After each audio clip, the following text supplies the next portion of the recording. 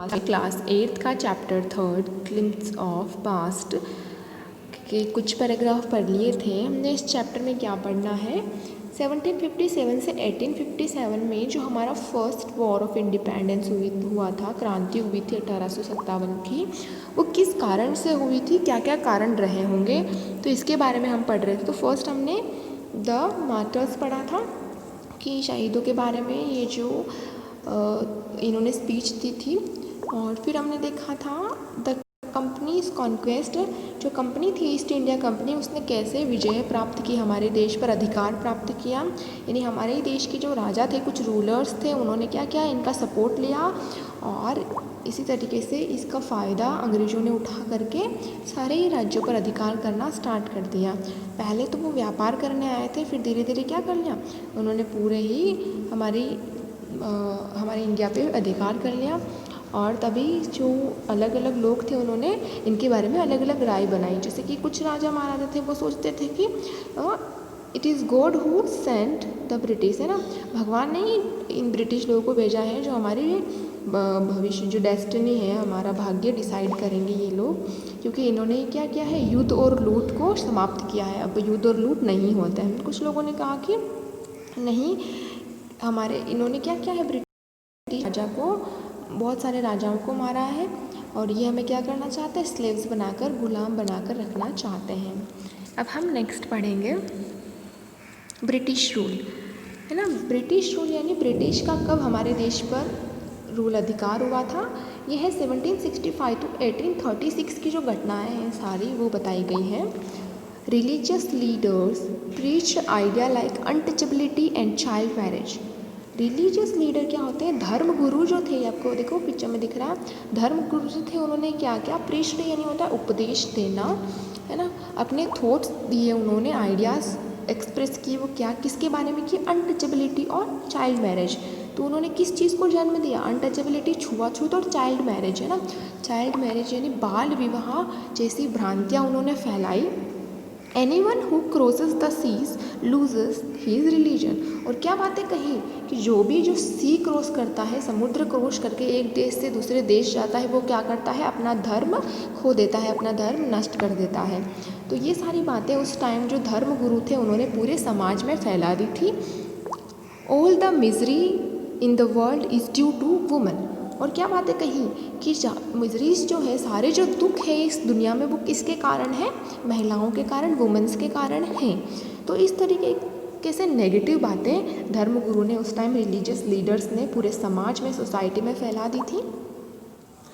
The truth was that Indians had lost self respect, the British conned them.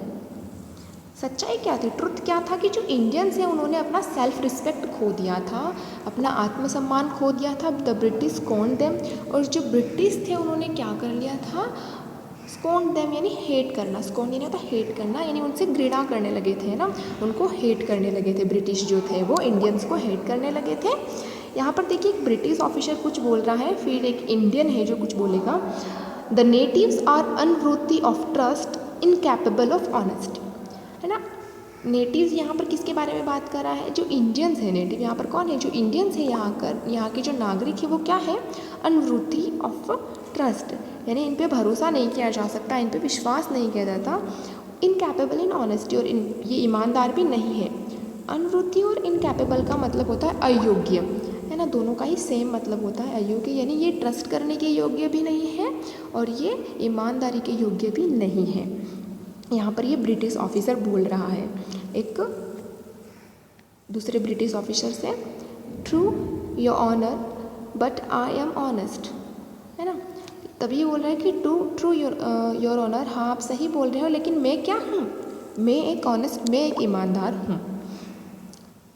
Being merchants the British wanted quick profit, their heavy taxes forced farmers to abandon their fields, है ना। British क्या थे, बन के क्या आए थे, merchants बन के आए थे, व्यापारी थे वो लोग, व्यापारी बन के आए थे। तो ब्रिटिश क्या चाहते थे, क्विक प्रॉफिट्स, यानी ज़्यादा प्रॉफिट कमाना चाहते थे कम समय में। देयर हैवी टैक्सेस, उन्होंने क्या कर दिया, बहुत ज़्यादा हैवी टैक्सेस यानी बहुत ज़्यादा टैक्स लेने लग गए। Forced farmers to abandon their fields, है ना, किसानों को क्या करने के लिए विवश कर दिया, अबंडेंट यानी होता है देना, है ना, उनको अपने जो फील्ड थे वो छोड़ने पड़ गए, उन्हें देने पड़ गए, इतने टैक्सेस डाल दिए थे उन्होंने। But your man are taking all my crops, लेकिन तुम्हारे जो, तभी एक व्यक्ति है ना एक, तो वो क्या बोल रहा है ब्रिटिश से कि तुम्हारे जो मैन है, तुम्हारे जो आदमी है वो सारी क्रॉप जो है, सारा अनाज हमारा ले जा रहे हैं। You are still in arrear, if you don't pay next week I will send you to jail, है ना। तभी वो ऑफिसर क्या बोलता है कि तुम अभी तो क्या हो, तुम बचे हुए हो, है ना, एरियर में हो। एरियर नहीं होता डेबिट, यानी बकाया है तुम्हारी राशि। अगर तुमने नेक्स्ट वीक में ये पे नहीं किया, है ना, इसको नहीं चुकाया, तो क्या हो जाएगा, तुम्हें जेल भेज दिया जाएगा। तो इस तरीके से क्या हो रहा है, राज्य में एक तरफ धर्मगुरु क्या कर रहे हैं, गलत बातें, भ्रांतियाँ फैला रहे हैं कि वुमेंस के कारण ही समाज में मिजरी है, दुख है, और क्या करना है, हमें समुद्र पार करके दूसरे देशों में नहीं जाना, इससे हमारा धर्म क्या होता है, नष्ट हो जाता है। और अनटचेबिलिटी यानी छुआछूत और चाइल्ड मैरिज को भी ये लोग क्या दे रहे हैं, बढ़ावा दे रहे हैं। तो इस तरीके से आइडियाज़ वो लोग समाज में फैला रहे हैं। और दूसरी तरफ क्या हो रहा है, अंग्रेज़ क्या हो रहे हैं, बहुत ज़्यादा टैक्सेस लेके बेचारे किसान जो हैं वो बहुत ही परेशान हो गए, और अपनी जो ज़मीन जायदाद है वो सारी उन्होंने उनको दे दी है। Still the British invented other methods which gave them more profits. तभी उसी टाइम में ब्रिटिश जो थे वो और इन्वेंशन कर रहे थे, ना, दूसरे तरीके अपना रहे थे, जिससे वो क्या कर सके, बहुत ज़्यादा ही बेनिफिट्स कमा सके। The goods manufactured in England should not have any import duty when bought to India, यानी जो गुड्स है, गुड्स यानी होता है वस्तुएं, सामान जो है, जो मैन्युफैक्चर हो रहा है, मैन्युफैक्चर यानी बन रहा है, कहाँ पर बन रहा है, इंग्लैंड में जो सामान बन रहा है, गुड्स बन रहा है, वो क्या होना चाहिए, इम्पोर्ट, यानी जब आयात करके यहाँ पर लाया जाता है, इंडिया में लाया जाता है, तो वहाँ पर कोई भी इम्पोर्ट ड्यूटी नहीं, यानी कोई भी कर नहीं लिया जाएगा, कोई भी पैसे नहीं लिए जाएंगे, क्योंकि एक देश से दूसरे देश में जब हम वस्तुओं का क्या करते हैं, एक्सपोर्ट इम्पोर्ट करते हैं, तो उसके लिए टैक्सेस पे करने होते हैं। लेकिन यहाँ पर क्या बोल रहा है ये कि ब्रिटिश से जो भी सामान यहाँ इंडिया लाया जाएगा उसका कोई भी पैसा नहीं दिया जाएगा। A good idea. तभी एक ऑफिसर बोलता है ये तो बहुत ही अच्छा आइडिया है।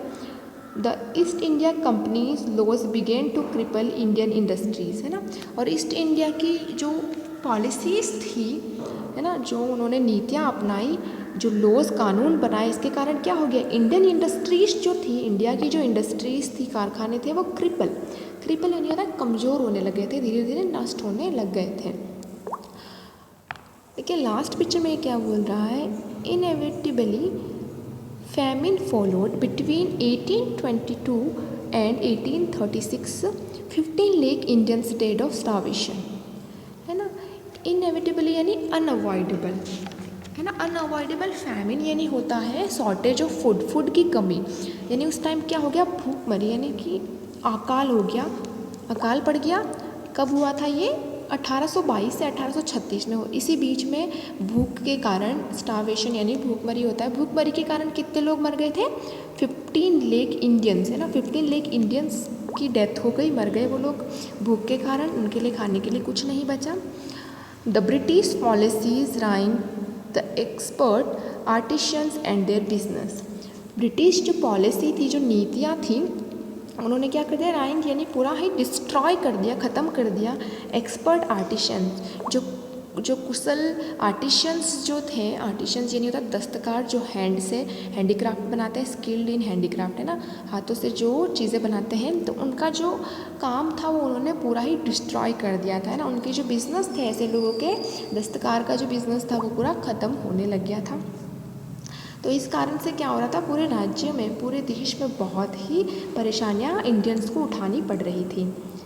नेक्स्ट देखेंगे हम, फोर्थ में क्या बता रहा है, राम मोहन रॉय। राम मोहन रॉय एक व्यक्ति हैं जिनके बारे में हम पढ़ेंगे, जो कब, डेट क्या दे रखी है आपको, 1772 टू 1833 के बीच में क्या घटनाएं हुई। Ram Mohan Roy, a learned man from Bengal, understand what was wrong with the country, यानी राम मोहन रॉय जो थे वो कहाँ से थे, बंगाल से थे। लर्नड मैन यानी पढ़े लिखे थे वो, है ना, एजुकेटेड थे, उनको सब समझ आ रहा था कि हमारी कंट्री में क्या चीज़ें गलत हो रही है, क्या गलत हो रहा है। Let us not despair our self, our ancient culture is great and we are capable of greater achievement, we must first reform our society. Superstitions have been ruining us, है ना।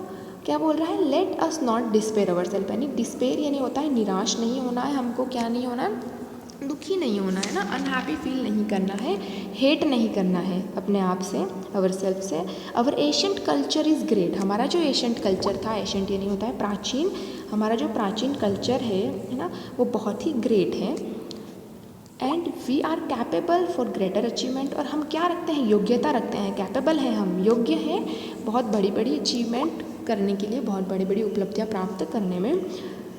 We must first reform our society, हमें पहले क्या करना चाहिए, reform यानी हमारे जो सोसाइटी है, हमारा जो समाज है, उसमें क्या करना चाहिए, इम्प्रूवमेंट यानी सुधार करना पड़ेगा। यानी जो भ्रांतियाँ धर्म गुरु ने फैला दी है, उन सबको ख़त्म करके हमारे समाज में क्या करना पड़ेगा, एक इम्प्रूवमेंट करना पड़ेगा। सुपरस्टिशंस हैव बीन राइंड, सुपरस्टिशंस है ना, अंधविश्वास है ना, अंधविश्वास ने हमारे समाज को क्या कर दिया है, ख़त्म कर दिया है। तो ये राजा राम मोहन बोल रहे हैं इस पिक्चर में। नेक्स्ट में देखिए, he told his wife Uma, उन्होंने अपनी पत्नी जो है उमा, उमा उनका नाम है, उनसे बोला, cows are of different colours but the colour of their milk is the same, different teacher have different opinion but the essence of every religion is the same. वो अपनी पत्नी को समझा रहे हैं कि काऊ जो होती है वो अलग अलग कलर की होती है ना, हमने भी देखा है, ब्लैक होती है, कुछ वाइट होती है, कुछ मिक्स कलर होती है, लेकिन उनका जो मिल्क होता है वो सेम कलर का होता है। इसी तरीके से समाज में क्या है, जो धर्म गुरु है, जो टीचर्स हैं, वो क्या है, अलग अलग ज़रूर है, लेकिन जो उनके ओपिनियंस हैं, है ना, यानी रिलीजन धर्म के बारे में जो ओपिनियंस है, वो जो सार है, एसेंस यानी होता है सार, जो आइडिया है वो क्या है, उसके पीछे सेम है, यानी कि समान आइडिया है, भले कोई भी उसे पढ़ाए। He was attracted by science and modern knowledge, वो क्या थे, राजा राम मोहन रॉय जो थे वो क्या थे, बहुत ही साइंस और मॉडर्न नॉलेज में विश्वास करते थे। Knowledge should be practical and scientific, वो क्या समझते थे, जो ज्ञान जो है, नॉलेज जो है वो प्रैक्टिकल और साइंटिफिक होना चाहिए ना, व्यवहारिक और वैज्ञानिक होना चाहिए। He crossed the sea and went to England to see what made the British powerful. There he told them, वो क्या, कहाँ गए, वो सी क्रॉस करके कहाँ गए, इंग्लैंड गए देखने के लिए कि ब्रिटिश लोगों को इतना पावरफुल कैसे बनाया है, किसने बनाया है और किस प्रकार वो इतना पावरफुल बने हैं, और वहाँ जाके उन्होंने अपनी स्पीच भी दी थी। We accept you as a ruler and you must accept us as subject. But you must remember the responsibility a ruler owes to his subject. उन्होंने बोला कि आप हमारे क्या हो, रूलर है, हम आपको कैसे एक्सेप्ट कर रहे हैं, कैसे स्वीकार कर रहे हैं, एक रूलर के जैसे, एक राजा के जैसे, और आपको भी हमें कैसे स्वीकार करना है, सब्जेक्ट यानी यहाँ हुआ है प्रजा के जैसे, है ना। हम आपको राजा मान रहे हैं तो हम आपको भी हमें क्या मानना है, एक प्रजा मानना पड़ेगा, और आपको अपनी जो रिस्पॉन्सिबिलिटीज़ है वो निभानी पड़ेगी। क्या होती है रिस्पॉन्सिबिलिटी राजा की, कि वो अपनी प्रजा का ध्यान रखे और अपने प्रजा का भरण पोषण करे, तो ये सब चीज़ें आपको करनी पड़ेगी। He started newspaper but the suspicious British stopped them in 1823. उन्होंने क्या किया था, राजा राम मोहन राय ने न्यूज़पेपर भी स्टार्ट किया था, है ना, न्यूज़पेपर लिखना भी स्टार्ट किया था, लेकिन सस्पिशियस होता है जो संदेह करने वाले जो थे, डाउटफुल लोग जो थे, ब्रिटिश के लोग जो थे, उन्होंने क्या कर दिया, उनके न्यूज़पेपर को 1823 में बंद करवा दिया था, क्योंकि वो न्यूज़पेपर में बहुत समाज सुधार की बातें करते थे और वो ब्रिटिश को पसंद नहीं थी।